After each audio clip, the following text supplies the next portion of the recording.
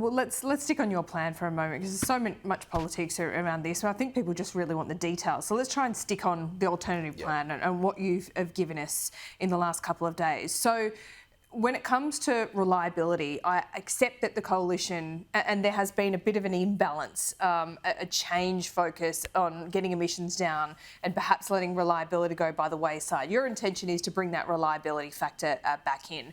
But what about price? I mean, there are no cheap options from here, particularly in the short term. With this plan now in place, what can you commit to in terms of bringing power bills down? Can you make a 3-year commitment? Can you make a 1-year commitment? Can you make a 5-year commitment? And by how much? Yeah, and we will be making more announcements around the short term, but over the long term, we'll be 44% cheaper. And that means that you're not going to have to pay back. Beyond 2050? Well, that's leading up over the insuring period of a transition of some of these coal-fired power stations across to nuclear power plants. And in fact, the Frontier Economics report even says that it's comparable with building a coal-fired power station with carbon capture storage. Frontier Economics have modelled it all and said this is a sensible way to transition, and we're going to have to transition some of those as they come to end of life. So why wouldn't we transition those into a baseload power? And when it's cheaper, that means your bills are going to be cheaper because you're not having to pay an extra 44% on what Labor's plan will be of an all-renewables approach that doesn't give you reliability. But in the short term, but like what transmission you need to lines, you've still got a capital expenditure there. And so, what in the end? What did you come to? It's less capital expenditure. That's the whole principle. Well, hang on. So, let me just ask you this about capital expenditure then, because we've discussed this in the past. So, what's the makeup of nuclear by 2050 in terms of the electricity grid? Where did you land there? So we're saying it's around 38% of our grid. Now, if you recall the scare campaign that Labor ran and said, we're going to spend all this money, billions of dollars, and only have 4% of the grid. I mean, this is why this delusional and desperate attack by Labor looks more and more insane every day, is that the reality is this will give us the baseload power we need. We'll have just over 50% being in renewables, and gas will make up the balance. And that gives you a mixture, and that gives you a mix. That doesn't put all your energy eggs in one basket. But what you need to do in the short term is actually bring more supply on and supply quickly. And the quickest way to do that, beyond renewables, beyond new coal, new nuclear, is actually gas. That's the only way that you can increase supply and bring down prices in the short term. That is simple physics, it's simple economics, and that's what, unfortunately, Anthony Albanese and Chris Bowen have plundered for the last two and a half years and sent your energy bills up instead of down $275. Yep, okay, so 38%, big spend for that, but you're right, it's more than the 4% that Labor... It's a less spend than Labor. Yep, sure, but you're still going to have, you said 50% renewables in the makeup. You're not putting all your eggs in one basket, as you say, but you're still going to need to spend money on transmission lines, aren't you, for that 50%? No, not as much. Not as much, of course, but you still need to spend some, don't you? Well, we're going to spend 44% less of Australian taxpayers' money. That's hundreds of billions of dollars. That's a big return to the Australian taxpayer that they're not going to have to repay in their energy bills. I would have thought that's a positive thing, and because we're not going to need the transmission lines, because we're going to replace the coal-fired power stations where they are and reuse the transmission lines that are there from them, because we're going to build nuclear power plants where those coal-fired power stations are. Sure. We're already at about 34% is around renewables at the moment. Much of those being done near existing transmission lines, which has reduced that cost. So if we can minimise the amount of transmission lines, that's where you save. And you've got to understand this. Yeah, but David, you're minimising, sure, but you're still doing 50% of what Labor is committed to. And what's the cost of that? Around 50 to 100 billion? Well, exactly. It's 44% less. They're $594 billion. We're just over $330 billion in being able to have a mixture in our grid. we give reliability and a cheaper, affordable energy system. That's common sense. Why wouldn't we use all the sovereignty of our resources here? You're not going to have to pay as much under the coalition. That's pure mathematics. No one can defy that, no matter how big a scare campaign. But when does that? Much of those when does that level out? When does that cost level out? And when do people get cheaper power bills? Because I know you still don't have the gas. You yet to announce the gas strategy short term. It's all going to hinge on that, isn't it? If you want to bring people's power bills down in the short term. Well, it is. It's about supply. That's a simple principle of economics that stood the test of time that Jim Chalmers and Anthony Albanese have tried to defy, and Chris Bowen. The reality is the only way to get more supply into the system quickly is gas.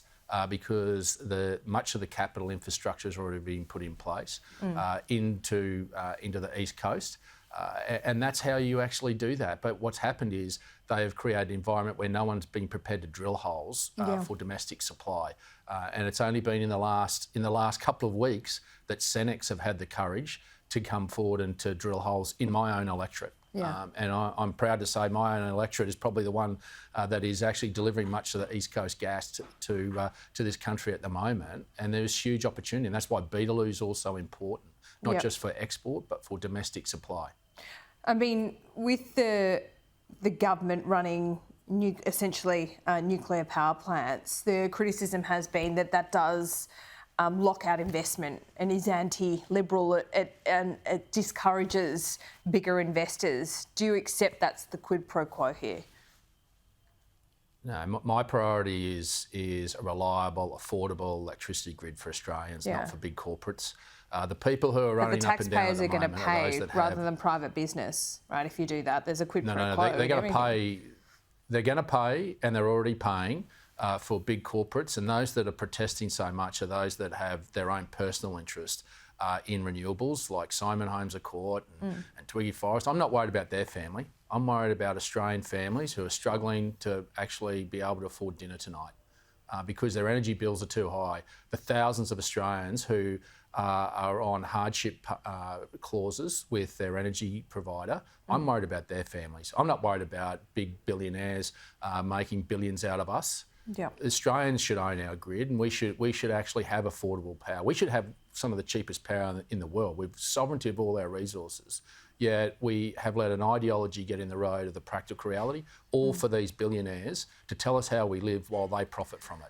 Bad luck. Time's up. Some common sense needs to prevail, and we're going to take ownership of this. That's what strong leadership is about. That's what Peter Dutton and I intend to give the Australian people as an alternative at the next election. So those families that you talk about, if you win the next election, do they get cheaper power in the next term, at least? Yeah. Well, and that's exactly what we'll be announcing in terms of how we'll achieve that. We want to be upfront and honest, and that's why it was important to model with Frontier. But we need to also be honest about how we can, in the short term, bring back some of that pressure that Australians are feeling from their energy grid. And when you look at it in a common sense way, the only way that you can reduce bills is to increase supply. And the only way you can do that quickly is to bring on gas and to bring gas on quickly into the market. That is pure basics economics that even I learned at Chinchilla State High in grade 8 about demand and supply. Good old Chinchilla State High at least taught me one thing. Okay. The other criticism is that Frontier Economics has basically said we'll be using less energy, which is just not believable. And you haven't taken into account things like perhaps we do attract bigger manufacturing companies and a bigger sector. What about AI? Is it really believable that we'll be using less energy, or be going up at a lesser rate by 2050? Well, I'll correct you on that. It's not saying that we'll use less energy. What it's saying is that we'll have a progressive increase in our energy use, but we won't have total electrification of our economy. That's what Labor's saying, is that 97% of us will be driving electric cars. Let me tell you, they're 1% of current sales at the moment. They're telling us there won't be gas cooktops. You won't have a choice on that. They're telling us that they're going to use about 20% of the grid to do green hydrogen. When even our good mate Twiggy Forrest walked away from billions of dollars worth of government subsidy saying it's all too hard and it's all too costly. I'm not going to do hydrogen. So the assumptions around what they're talking about are heroic. But even if you model that, and you model that in the step change model, we are still over $100 billion cheaper than Labor's model. So we're not saying there's less energy. We're saying that the economy will have a mixture and we'll have a balance. And we're not going to tell Australians how to live. We're going to give them the options. We're going to live up to our international commitments, but we'll do it a uniquely Australian way. And we're not going to have billionaires tell us how to live. Bully for them, they can afford it. But I'm more worried about the families that can't afford it. And so the modelling has looked at all alternatives. And even on their modelling, we're cheaper. On the model they want to go down of total electrification of our economy. Yeah. I think there's a better way. And I think Australians should get to choose. If the facts change, will you change? I mean, green hydrogen not viable now anywhere, not economically viable. If that changes, will you change? And will you be adaptive? Well, that's why you need a mixture in your grid that's zero emissions. Nuclear is zero emissions, as is renewables. So, no, but green hydrogen, if that does come online, would you embrace it? Yeah. But what you've got to do is set the fundamentals to be able to support any changes. Right. You can't so do you're that with happy to leave that up to the private sector. Would you have any incentives like Labor did, but only when it's produced? Well, you can't keep using Australian taxpayers' money to subsidise industries. I know, but when on green hydrogen, to be fair, David, what Labor was doing is they put an incentive in place in the last budget. Said if you can produce this at a cost-effective rate, we'll subsidise that. I mean, that's only a subsidy on success. Is that a bad way to do things? Yeah. No, what's a better way to do is to have the fundamentals that attracts long-term investment in manufacturing. That's proper industrial relations policy, and that's about reliable, affordable baseload power that underpins it. So to give you a perfect example, you're going to need 3 times the energy generation to have manufacturing in this country. Tomago has 950 megawatts a year to keep it going. To go an all-renewables approach with some batteries that'll only last 30 minutes, so you need a lot of batteries. You're going to need 3 gigawatts of energy generation. Just imagine the wind turbines, solar panels and transmission lines across the Hunter Valley if we go down Chris Bowen and Anthony Albanese's path of an all-renewables approach. You're still going to have transmission lines though, aren't you, David? I mean, and I know you've talked about the farmers that suffer here in prime agricultural land. You're still going to have the transmission lines. You're still going to have to build them, even if you're only doing 50% renewables and half of what Labor's doing. I mean, you've got to be upfront to those farmers and on that prime agricultural land. You're still going to require those transmission lines, aren't you? But we've been very honest. We're going to need transmission lines, but we're going to need a lot less. Need a lot less than what Labor will. How do you decide where they go? We're having half. Well, and that's through the process of making sure that we send those investment signals about the energy mix that we have. And that'll obviously be investments that are made, and we work with state governments because we don't have the control of the planning pen onshore. That's owned by the states. The states have that responsibility. So all we do at a federal level is create that environment. We do have call-in powers offshore, but onshore it's around local and state government approvals.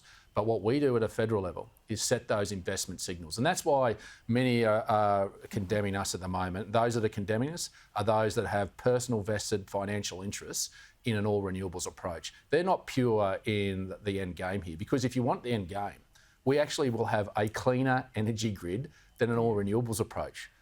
And so I don't see why anyone's condemning our plan, because at the end, our energy grid will be cleaner than an all-renewables approach, and yet we provide a mix and we're cheaper. After 2 decades of the energy wars, I'm not sure anyone comes to this debate with much purity, I've got to say, David. But look, a pleasure to have you on the show this morning. A pleasure to have you on AM Agenda. I love that you show up. I love our chats. And people think we're fighting all the time, but we actually quite like each other. Merry Christmas, David. Enjoy the rest of your week. I don't reckon it'll be a very restful Christmas for you, but do what you can. Yeah, thanks, Laura. Have a great one, mate.